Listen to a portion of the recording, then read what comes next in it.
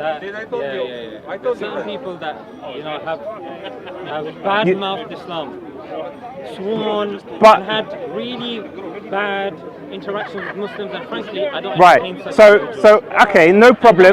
Wait. No problem with that. No problem with that. But here's the question. Here's the question I have to you. What discussions have I had with Muslims where I've berated or belittled? I can take this off. We can continue. It's fine. I came here without any. Yo, big man, take the microphone back. You don't want to be on your So it's fine. Whatever. If you don't want someone to film, that's fine. I came here by myself. I don't want this on the platforms of individuals that I know have profited of debasing, criticizing, and swearing at Islam. No problem. Like I said, I came here on my own. You can disagree with Islam, no problem. Yes. But if you're going to be associated with people Right. that do have Qur'ans that have been burned and that swear at the Prophet, that's not what I'm interested in. Right. And this is the thing. No one's seen me do any of that. That's why my reputation stands by itself. I'm an independent person. If I was with that and I was for it, you would see me doing it myself. And if you criticize me for it, no problem. But that's why no one can say I've done any of that. So am I clear am I accurate when I say that you follow the opinion that he was saying about Abdul Malik ibn al-Marwan, that the Prophet came at the 9th century, when 632, when the Prophet, peace be upon him, when we claimed that he died, that was a false individual, and the real individual was somebody from Iraq. No, I'm not subscribing to that because I don't know too much about his point. However, your point was about, for me, there was other problems with the beginning of Islam. So that's why I wanted to start. Evidence, Yes, the foundation is based on evidence. So what is the archaeological? And then we can go into what it is, because I want to ask a specific question at the moment. Yeah, no problem. So I mentioned a few individuals. So you have Bishop Sabius, Right. the House of Agritunis. Then you've got the Doctrina Super Baptizati, again of the 7th century as well. And you got Thomas the Presbyter. So all of these come earlier on. Right. Yeah. So these are evidences that these, again, they come from Christian sources. Okay. So we've got that. We've got carbon dated evidence, which I'm sure, are you aware of the manuscript of Birmingham? Right. Yeah. Yeah, so that's dated to the time of the Prophet, peace be upon him. But it predates him as well. No, because The range. well, that's with everything. Right. Okay. Yeah, they give you a rough range. Okay. But it's from the Prophet to the time of preservation. But I'm being specific. So the range starts before he was even born. The range of what though? Of the text. No, the range of the carbon dated Yes. dates, isn't it? Yeah. So that is, they The- give, Right. because mathematically you have to give the range, isn't it? Yes. The highest and the lowest. Right. So they've given the highest and the Yeah. lowest. Right. So then we take that, and then carbon dated again by the University of Oxford with 100% word accuracy. So you've got manuscripts of the Quran. We've got chains of narration of the Prophet, peace be upon him, as well.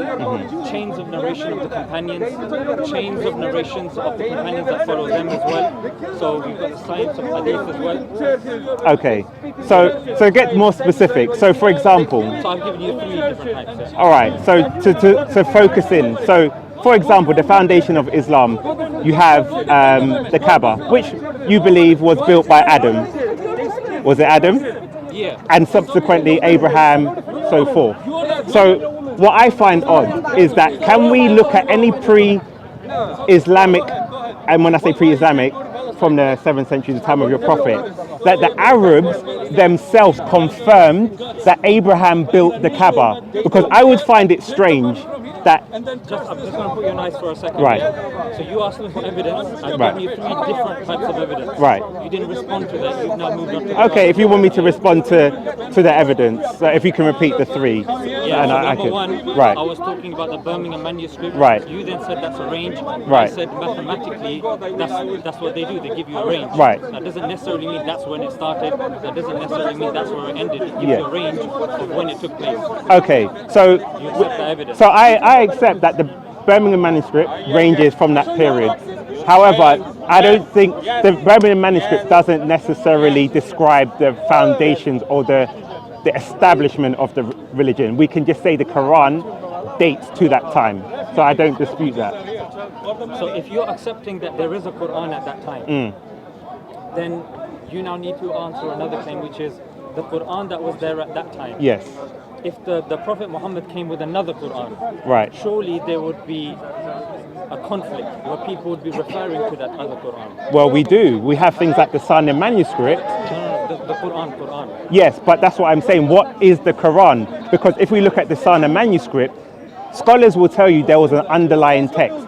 So if you're appealing to the Birmingham manuscript, the next question is, do we have a Quran today that is letter for letter, dot for dot, exactly the same as the Birmingham manuscript? The answer is no, because if I'm correct, it doesn't have the diacritical mark, and there are variations in terms of how the layering or the ordering of the text is. And what would your response to that be? Yeah, my response would be the same response that Christians give when we ask about manuscripts containing the Bible. Right. They say that's not the main type of evidence. Yeah, that's a evidence. Right. Now, and that also relies on induction. Correct? So induction means what you've discovered so far. So the Birmingham manuscript of the manuscripts is one of the latest manuscripts that we've discovered. Right. So just because we don't, there is a manuscript that's in Turkey, yeah? The top copy. The top copy. Yeah. That's the most comprehensive one that we have at Right. this moment in time. Does it now mean that there is none? Would you say that now concludes that there is none and we wouldn't find any in the future? No, we may be, but we can. If we're talking about facts, we can only speak on what we know. Anything can happen in the future. So this is why, for example. So that's why one point that I'm saying is it doesn't Right. rule the fact that there's going to be more coming. The fact that we have the Birmingham manuscript Right. that is 100% word accurate to the Quran that we have today. What do you mean by word accurate? What explanation do I need to give about word accurate? Because, for example, and I appeal to the Yasser Qadi Muhammad Hijab question when he said, if I had a blank mushaf, what would you write down today? And that's where the holes in the narrative came up. So my point being with that is it letter for letter, dot for dot, exactly the same as the Quran the Hafs recitation that we have today? It doesn't need to be. So that's why I asked you, what do you mean by it's word for word the same? Yeah, when we're talking about word for word, because we have no issue with ahrufs. Right. Yeah, the thing is, we haven't hidden the fact that they are ahrufs as well. Right. Because it's less than 1% of the Quran. But what certain people will now do is they will take a certain manuscript and then they will say, aha, look, this is there's disparity between this one and this one. But that's not necessarily the case. And when you're talking about dots, the dots came later on. Right. We're talking about the skeletal structure. Right, exactly. Yeah. So And what was your point about Yasser Qadi? I don't understand. no, because when you said it's exactly the same, Yeah. word for word, or around the summary, what you said, as the Quran today, my question was, what does that mean specifically? So I appealed to Yasser Qadi because he... Who's Yasser Qadi though? I don't understand. Oh, just a scholar, an academic. So I'm using... the Quran manuscripts, yeah? his field, I'm not sure his specific field, but he takes an academic approach, or he's an authority. He may not be a textual scholar. Is he a scholar when it comes to the historicity of the Quran? You can correct me if he's not. From what I understand, he may be. I haven't. I can't remember his speciality. So if I'm wrong, Not the Quran and manuscripts and stuff like that. That's why when you appeal to him, that's why I thought I'd just ask you. Okay. Maybe you had another reason for appealing. no, I just know he's an academic, a respected academic. So we can obviously look at people like Margin van Puin. Right. He's a scholar of the Quranic text. You're going to refer to Abu Bakr as well. No, not Brubaker. Margin van Puin is more reputable. Right. And he says, for example, from the early manuscripts that we find, we cannot find one that corresponds to the Hafs version today. The manuscripts Why is that important? because when you appealed to the Birmingham manuscript and you said it's word for word the same as one today, for me that is a vague statement. No, So let me just maybe preface this a little bit. right, So because I was referring to the Birmingham one, yeah. so the Birmingham one is 100% word accurate. In what sense? What does that In terms of the mean? words. As in, word accurate to me. Because the reason why it's word accurate and not letter accurate is because, again, there's ahrufs as well. So are you? Yeah. So that's what I'm saying. Clarify what word accurate means. Not necessarily because... No, I'm asking you to clarify what it means. I have. Yeah, but word accurate. The ahrufs as well, yeah. So you're saying that aruf can be incorporated into the Birmingham manuscript. Yeah. Okay. All right. I won't refute that because I don't have any evidence to go against it. I can pull it up and I'll have a look where the variants are, because if there are words, if the words are in different, yeah. If what I'm saying is, if the words are in different order, for example, or it uses different words, then we would have to define what is the aruf.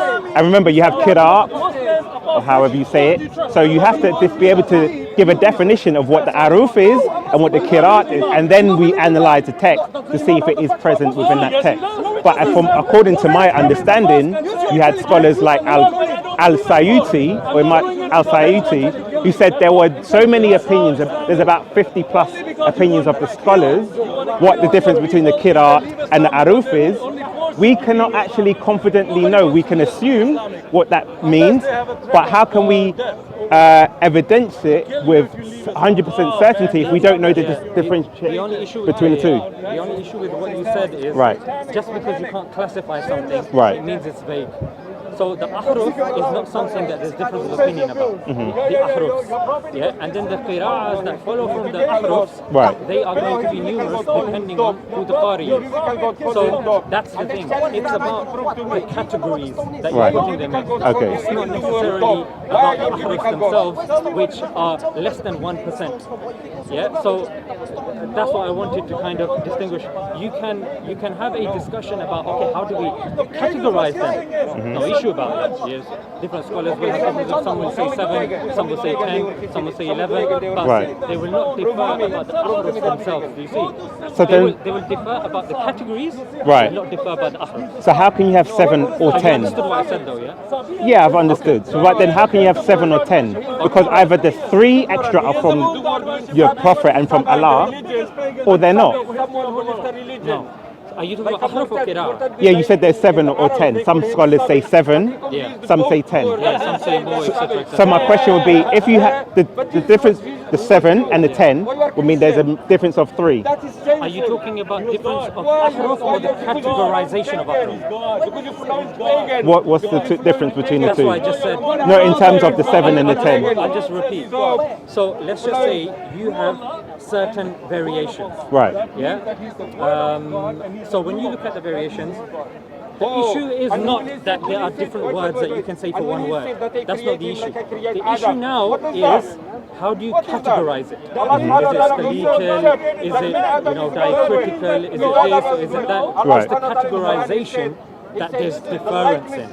Not necessarily the ahruf themselves, you see. But then how do you categorize something? But that's how it comes afterwards, isn't it? So, at the time of the Prophet, peace be upon him, you didn't need to categorize it because the qira'ahs were very few. It's only later, and again, this is something that requires a bit of unpacking. Right. If I was to kind of just say it in a simple sentence, when I saw the tree, I was astounded. Right. For astounded, now I can say, when I saw the tree, I was astounded. You're right. I was shocked. Right. And then another word. Right. Yeah. Then I go forward. And there's 3 other words. Now, a qira'ah would be somebody who's reading it, and for the first one takes option A, right. And for the second one takes option B. Right. All 6 are within the ahruf of the Quran. However, depending on the qari that's reciting it and who he's passed it on to, he might go for A, and the second one he might go for B. Another one might go for B, and then for the other one go for C. Are you following me? Because I've got a picture in my head, but I don't know if you got that. Yeah. So word ABC, then carry on sentence, then ABC, then you've got A, then with B. But all 6 options are in the, verified by the Prophet, no difference of opinion. However, now the ones that you take will now cause the... Well, there are clearly differences, because if we look at, for example, Ibn Masud, it almost took war for him to confirm and get rid of his codex, which his students still followed, but we still find evidence in Islamic literature of some of the verses, and even in the Hadith literature, of what some of the verses that were originally, which we do not find in today's Quran. So that's why I appeal to that man's statement that there are problems with the foundations of Islam. I wasn't appealing to his specific comment about Abdul Malik, because I didn't know too much about that, but the wider context is there are many holes in the foundational explanation of how... You jumped the gun a little bit. Right. Yeah, I'd say don't jump the gun so... Okay. Don't commit yourself to something so quickly. Right. Yeah. So we done with the ABC, Right. Thereafter you said something, I was just going to respond, but I didn't want to interrupt. No problem. I didn't want to interrupt you. Just remind me what you said to summarize it quickly. About the differences... Ibn Masud. Yeah, Ibn Masud. Right. So again, he's somebody from that same camp that Right. people love to quote. But again, you need a chain of narration. That's where, that was another evidence that I gave at the beginning when you asked about the historicity of Islam as well. Right. So we take isnad as well, and that's one of the conditions of us taking a qira'ah. Right. Yeah, that it needs to be mutawatir. Yeah, and that one is not mutawatir, so we don't take it. So just because it's historically available doesn't necessarily mean that it fulfills the criteria of our historicity. Yeah, but we can find... Have you just understood what I said? Yeah, but the problem is, in terms of the mutawatir, if we go to Sahih Bukhari, we can find some of the verses which are verified by Ibn Masud. So we may not have the whole Quran When you in say codex. verses, Yes. do you mean verses or commentary? And is this Abdullah ibn Masud, yeah? Yeah. So I'll bring up a hadith so you can see what my point is.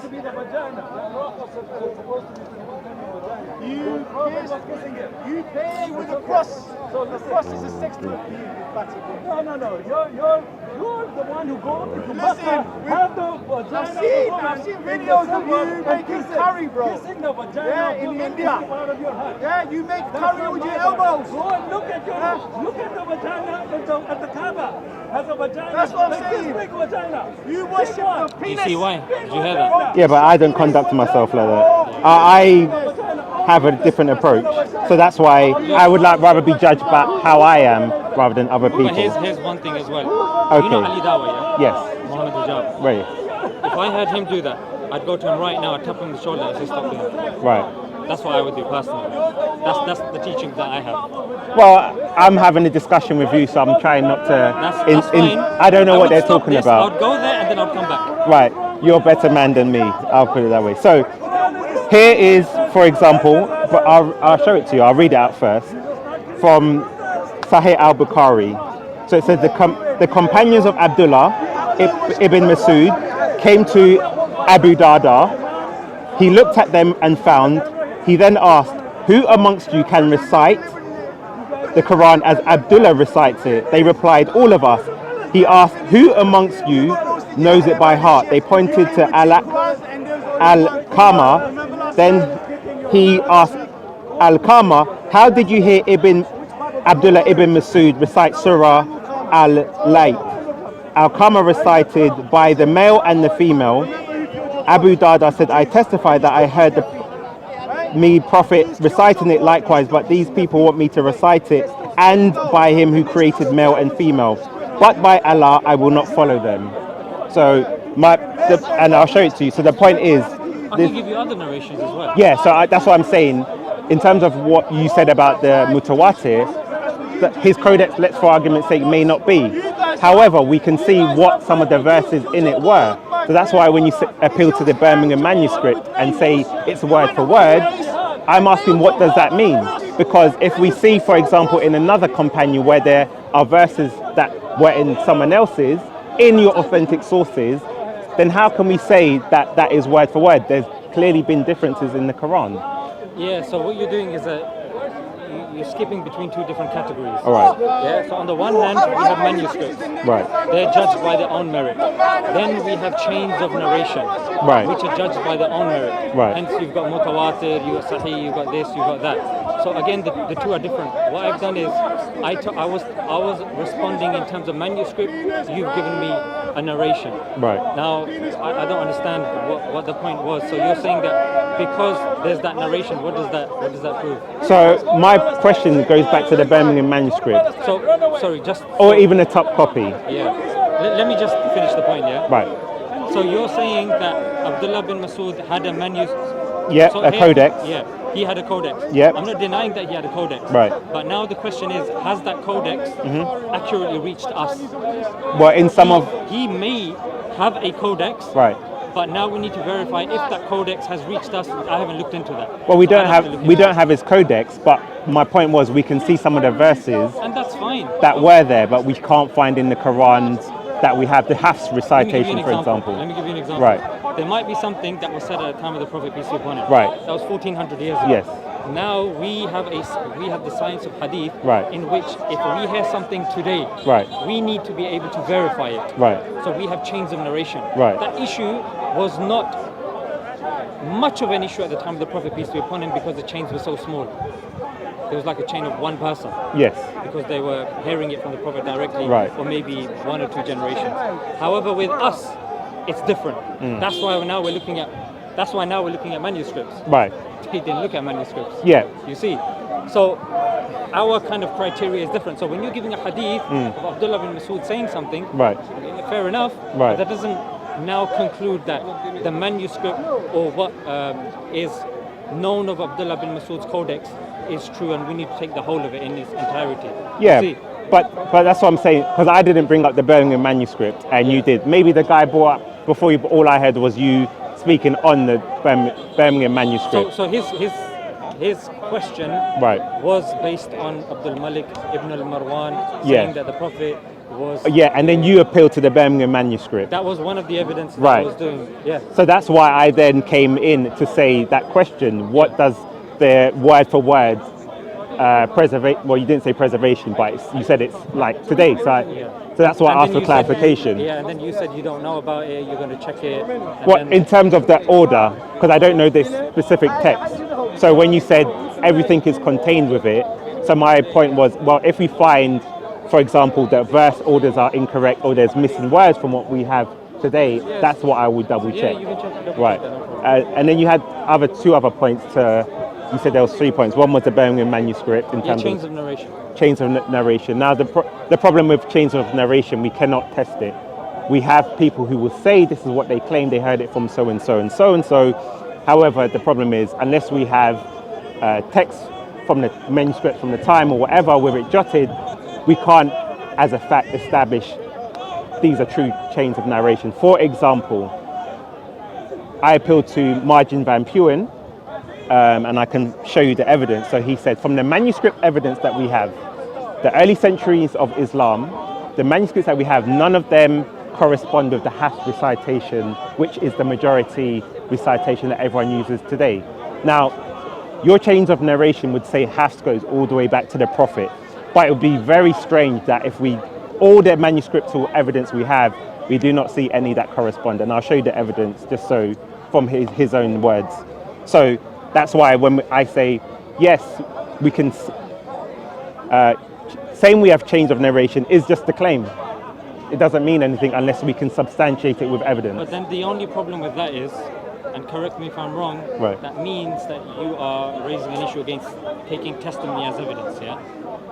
So if you're now raising an issue against taking testimony as evidence, then Christianity is going to be in big problem because it appeals to testimony in a lot of cases. In fact, Matthew, Mark, Luke, and John. I mean, what evidence other than testimony evidence is there? I mean, you might say there's archaeological evidence here or there. You don't have a manuscript. How can you link Matthew, Mark, Luke, and John to Jesus? Well, actually, no. So in terms of the Matthew, Mark, and John, we would say that would be based on, so my point was, do we have evidence? So if we look at the early church fathers, they would attest to who these people were. if we look at the transmissions of the text, for Here's what's example. interesting. Sorry, I just No jumped in problem. there. So the church fathers, Right. how do we know whether they were thicker, whether they were reliable, whether Right. they were where they say they were? How Right. do you determine that? Well, first of all, let me just say that's a tu quoque fallacy, because even if Christianity was wrong, based on that, it doesn't help the establishment of I'm not Islam. making a claim, by the way, yeah? No, but I'm just pointing out, then I'll try and address your Okay, question. fair enough. So whether I could prove it or not doesn't validate Islam in itself or the origins of But Islam. it does expose the hypocrisy behind the question posed.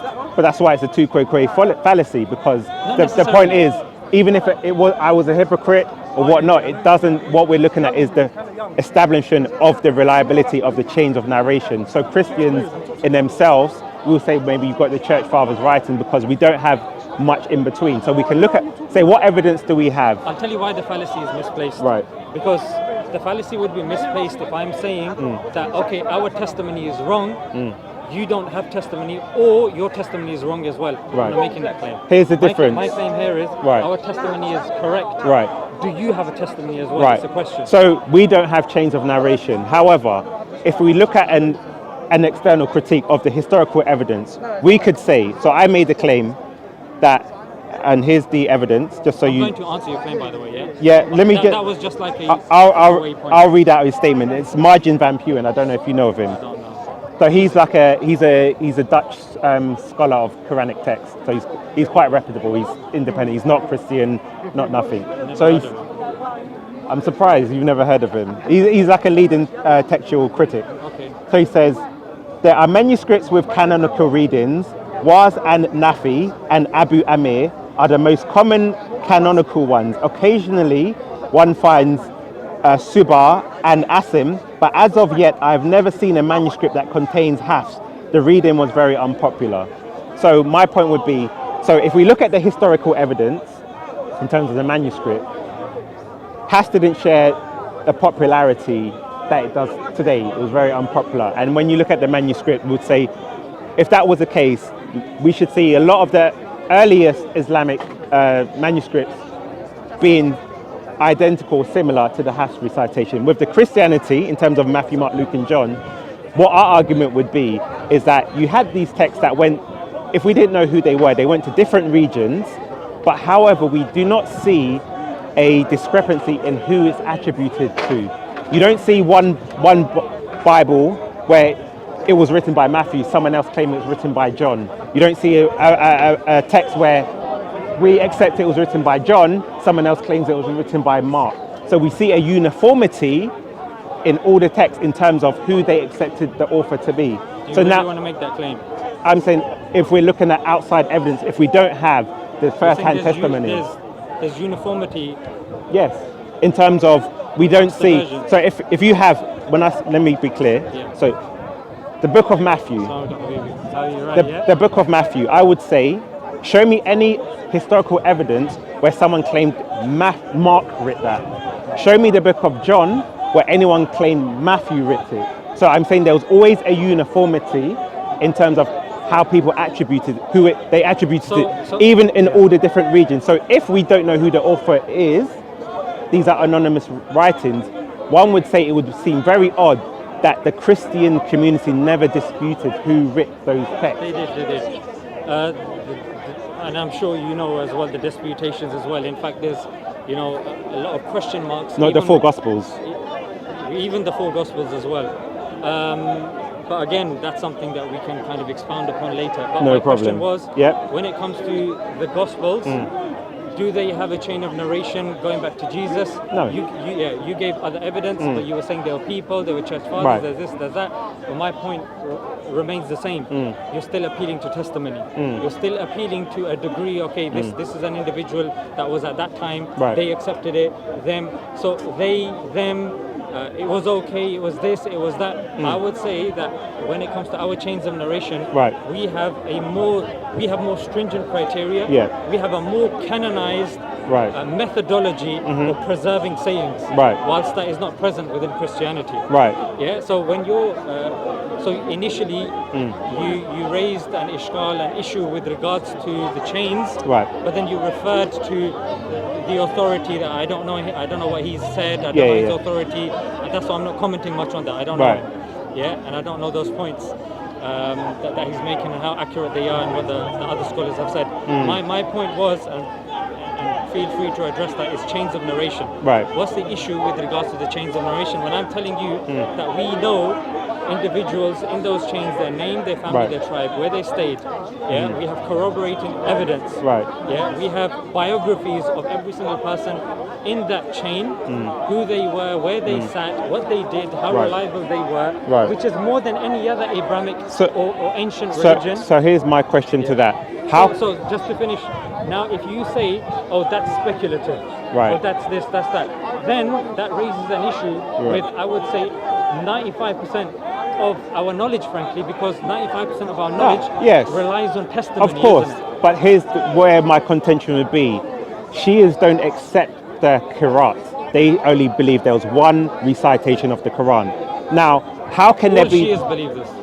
If you go on most, I would say the majority, the consensus would be they don't accept the different Qira'at because they believe there was only one reading of the Quran. The So Shias read from the same Quran as us. yes, but they read from the Hafs. They don't accept that the narration of the Hadith where the Prophet said there were different readings.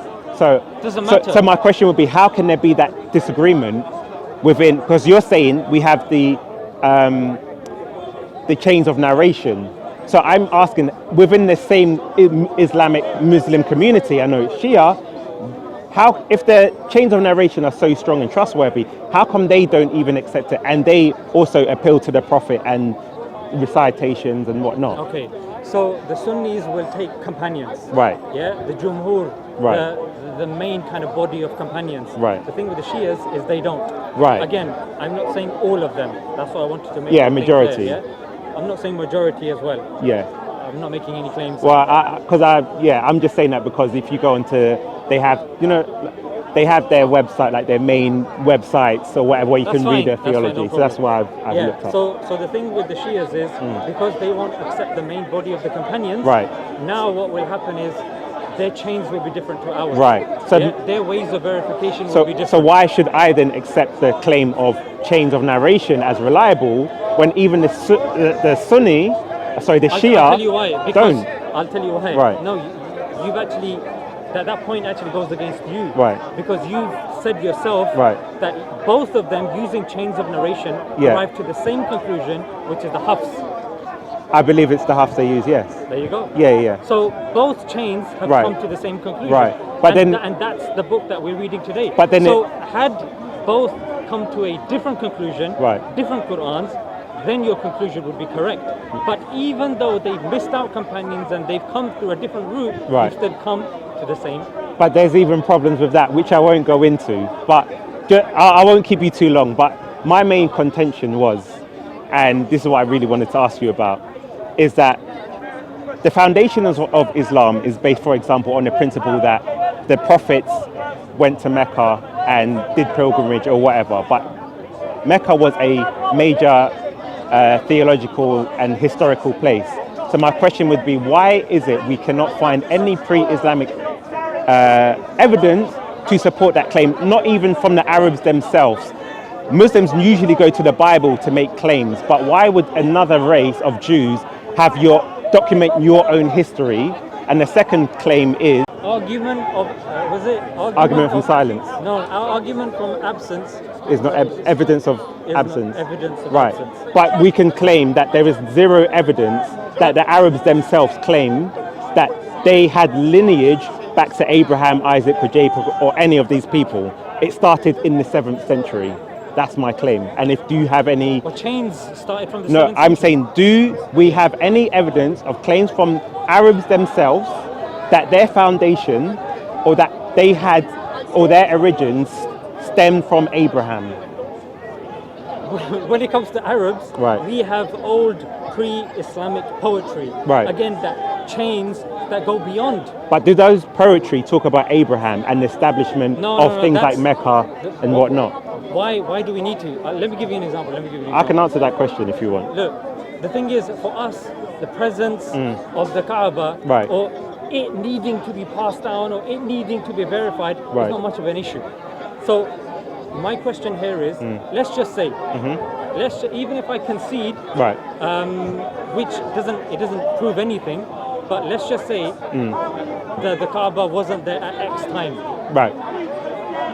Then So my point is that if we go to Israel, we find archaeological evidence of not everything, but claims in the Bible. If we go to Egypt, we find historical evidence of things all the way back to the pharaohs. If we go to Rome, Italy, we find historical evidence that supports things of their history. So I'm saying it seems very odd from a logical perspective that if we are looking at evidence that people have not documented their own history. And I agree, there were pre-Islamic poets. None of them mention Abraham, Isaac, or Jacob. Unless you can prove otherwise. That's why I'm saying, can you show me evidence where the Arabs seem to document their own history that affirms, that correlates with the Islamic narrative? But you have poets as well, and it's not just, you have inscriptions in Arabia as well. So I'm saying, as a logical person, if we're looking at evidence and facts, I find it odd that the Islamic history explodes from the 7th century onwards, that the Arabs never made certain claims. Pardon when you said explodes. Huh? Explodes, like as in comes forward. And the second claim would be, okay, Muslims claim Muhammad came from the line of Abraham. Can we find any pre-Islamic evidence that supports that claim as well? Now, when you talk about evidences, Right. Yeah, you were talking about archaeological evidence. Yes. So here's where you made the mistake. Right. You used the umbrella term evidence, but then you superimposed archaeological evidence, Right. as if that's the criterion of Or historical of evidence. Now, I'm not doing a two-way but what I'm saying is that if we then start applying that willy-nilly, which again, that's going to be a throwaway comment. Just bring me back if I divert too much. But we don't have a single biblical manuscript dating to the time of Jesus. That doesn't mean that Jesus didn't exist, which Right. some people claim. Right. Some people say that we have no physical evidence with regards to Jesus existing or not. We will not say that. Why? Because we're not just taking archaeological evidence, we're taking chains of narration as well. Right. And when we're taking chains of narration, that's a science in itself. Right. And that's why when you're looking at thicker narrators, reliable narrators, non-reliable narrators, etc., etc., we have our own science pertaining that. But when it comes to just relying on archaeological evidence, Right. what you're now doing is, let me give you an example. At the time of when the Quran was revealed, it says to the nearest meaning, at the time of Joseph, there were kings. Right. Yeah, whilst the Bible said, Right. pharaohs. So the Quran made a clear distinction. Yeah. Now people said, oh look, the Bible said this, or you're saying that, Yeah. but there was no archaeological evidence. Right. The archaeological evidence, Right. if I'm not wrong, came 1,000 years afterwards. Right. With the Rosetta Stone. Yeah. That then confirmed via hieroglyphics. Yeah. So does that mean for the previous 1,000 years that statement of the Quran is false? No, because again, I keep getting tongue-tied with this. Yeah. The argument of absence is not evidence of... Right, but Yeah, but that's what I'm saying. We can only Evidence of absence. But that's what I'm saying. So A fact is just to make the point, sorry, Yeah. I just wanted to make sure I answered your point properly. So when you're kind of restricting it just to archaeological evidence, Right. what I'm saying to you is when you just restrict it to archaeological evidence, a lot of archaeological evidence, again, is there, Right. but it hasn't even been classified yet. Right. They do not have the manpower.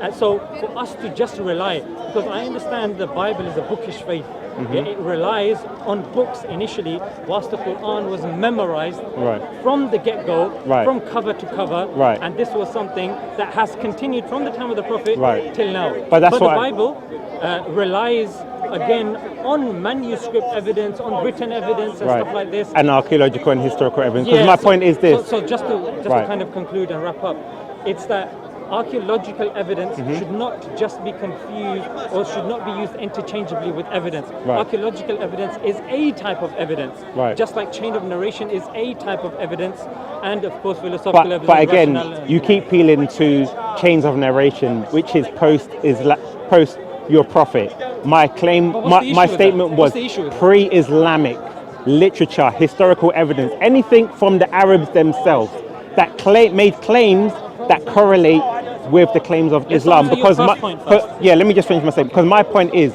Arab history starts at the time of your prophet. We have for example, we have the poets and whatnot. They wrote poetry about many things.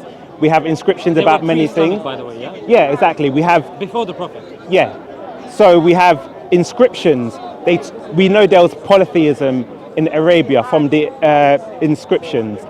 We do not find any link or claim from the Arabs about their own history. And that's why I say, for You example, read all the pre-Islamic poetry because I'm shocked that you're making this claim. well, I'm saying if you disagree, give me one that you believe, or if you're here again, you can bring me Yeah, something. yeah. That's fine, because I'm not I'm gonna not a press scholar you of it. exactly. Yeah, yeah. You don't know everything, so I'm happy to have this conversation again. And you say, look, you know what? We've got this inscription. We've got this poet who mentioned X, Y, and Z. For example, and I won't keep you too long.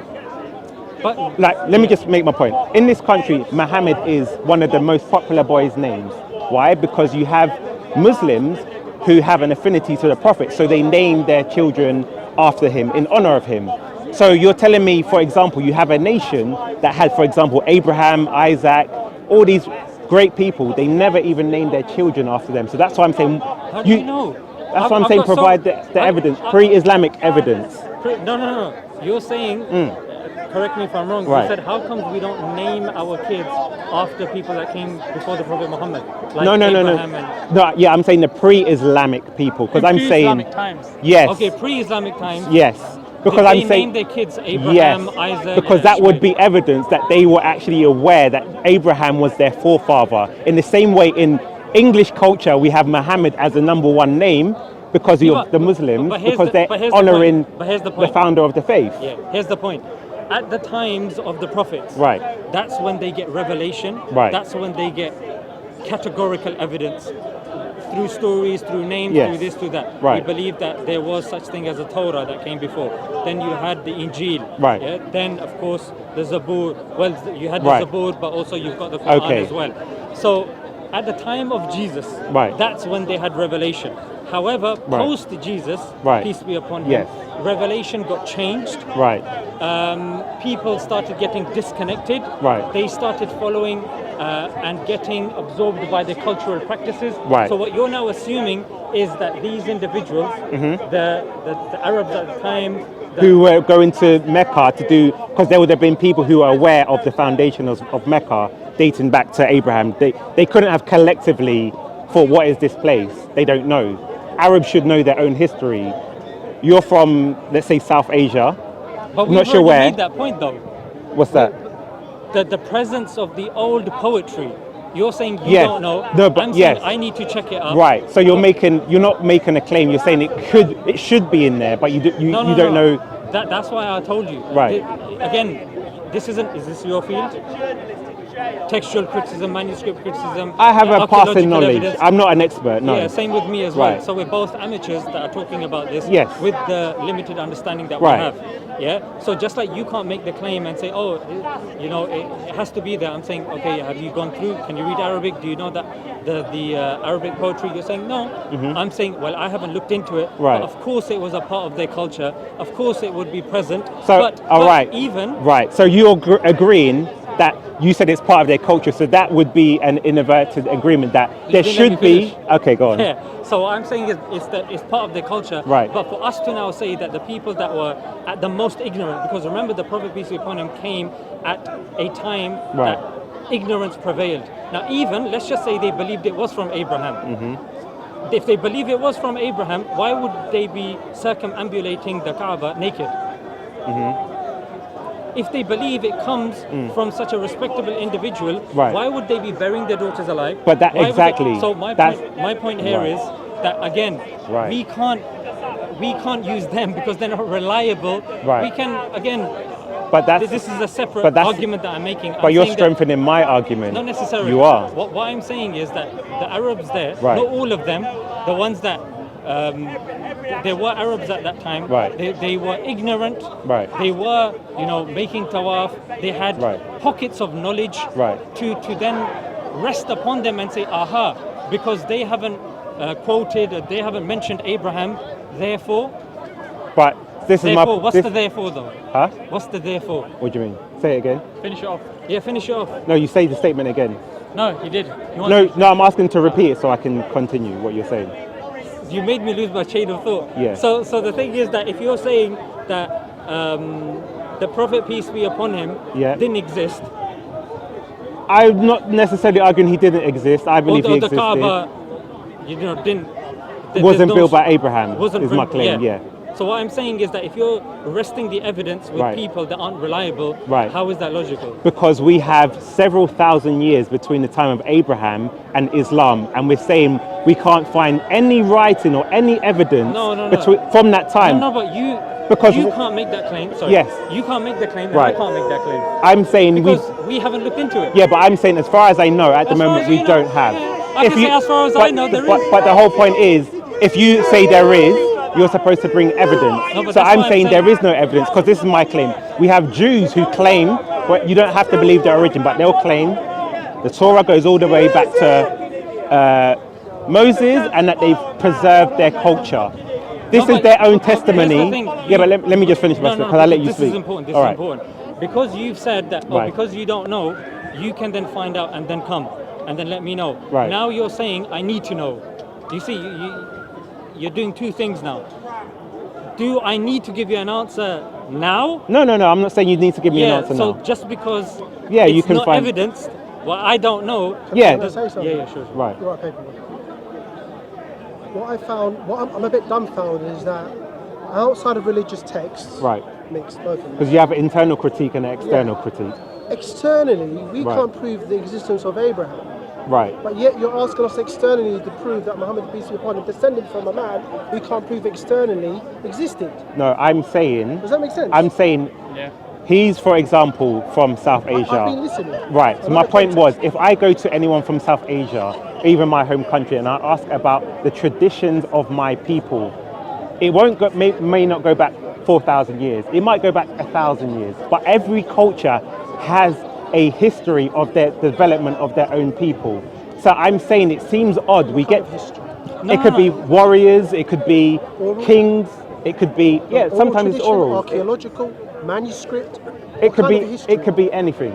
So it We could have be an oral history. yeah, but I'm saying from that dates to pre-Islamic history. Give me a document, Right. pre-Islamic. Give me a book in We can- Arabic. We can do In that. the Arabic language. We have poets, we have Hold on. inscriptions. It doesn't have to be a book. Hold on. Okay, so inscriptions. Right. Have you heard of Ahmed al-Jalad? Yes. You've heard of it? Yes. Great, awesome. Have you had any of his discussions or presentations? A little bit, No problem. yes. If you would, About the and- monotheism in no, in general, Arabia. because he goes to the Okay, Middle East, right. normally up in Syria and Jordan, Right. and looks at Arabic inscriptions Yes. on rocks, Right. in the current classical Arabic script, So, and yes. in Safavidic script, Yes. in the Musnad script, Yes. in various other So we scripts. learn about Okay, Arabic okay, history. Yeah, Right. the development of the language, the Right. scriptural language. Right. What I'm trying to say is, all of these scripts he and his Companions. I forget the first name, Professor McDonald, Englishman. Okay. All right. He's a heavyweight. Right. If you look at their lectures when it comes to Islamic script, Right.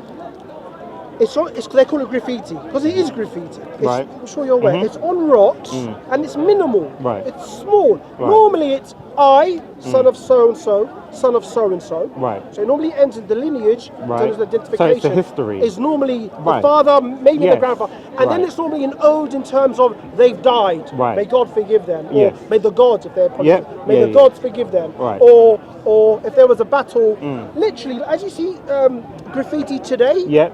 a tag or something, Yeah, I get. a sentence. But what's the point though? The point is this: because the script is so small, and so few have been looked upon and identified. what's the likelihood of them going saying the Arabs descend from Abraham? It's normally akin to what they're experiencing at that time.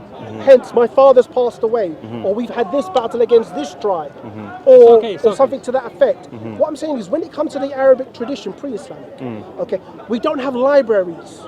They don't have manuscripts to go through and sift through to say, oh, what are the... It's all oral, and the inscriptions were minimal. So much so, it wasn't... You could argue it wasn't really much paper form. But not every culture was formed. like... It was more on rock. Yeah, but what are you saying about Arabian culture that doesn't apply to any other ancient culture? Because you're saying they didn't have this and that.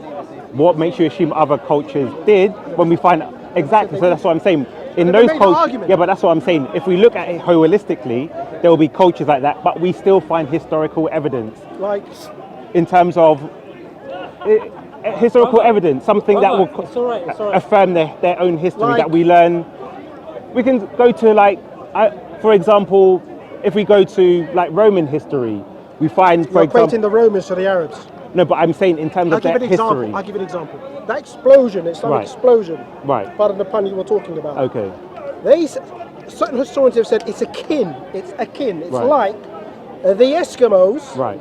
In Canada, coming down south, and conquering the United States as superpower. Okay. All right. Hold on. All right. So you're saying the Romans, who are the superpower, whilst the Arabs are the Eskimos, meaning they're not sophisticated, civilized, and have a scriptural base. I'll give you something very simple, and I always ask Muslims about. In the Quran, we have the story of Dhul Qarnayn. According to your scholars, very great man, built a wall somewhere. Can we find historical evidence of where this wall is? Because apparently it's supposed to be around today. He was supposed to be a great person. Some say he's Alexander the Great, some Cyrus. But at the end of the day, people say that we don't know. That is a historical claim. Can we find things that verify, because that would be a pre-Islamic claim. We can't even find the mountain. So what I'm saying is, there are many claims, even the history is problematic, but even in terms of the historical claims, such as who Dhul Qarnayn is and where this mountain... Are you saying outside of the Quran or Islamic literature? Say that again. Yeah, because he conflates evidence with archaeological evidence. Bro, you can't prove to me Abraham exists. Right. And you want me... That's why I said... Hold on, outside of your... outside of your scriptural information, you can't prove Moses or Abraham exists. Okay, no problem. But hold on. But wait a minute. That's not my claim. I didn't say you have to prove someone. Hold on. My point was, Jews writ the Torah, and they claimed there was someone called Moses. My claim wasn't whether he existed or not. Jews prove it. I said, give me the pre-Islamic Arabs where they made that claim about themselves. I didn't say where you had to prove it. Why? Because my point is this: if people chart their history, it seems we can go across the world and people document their own history, their origins.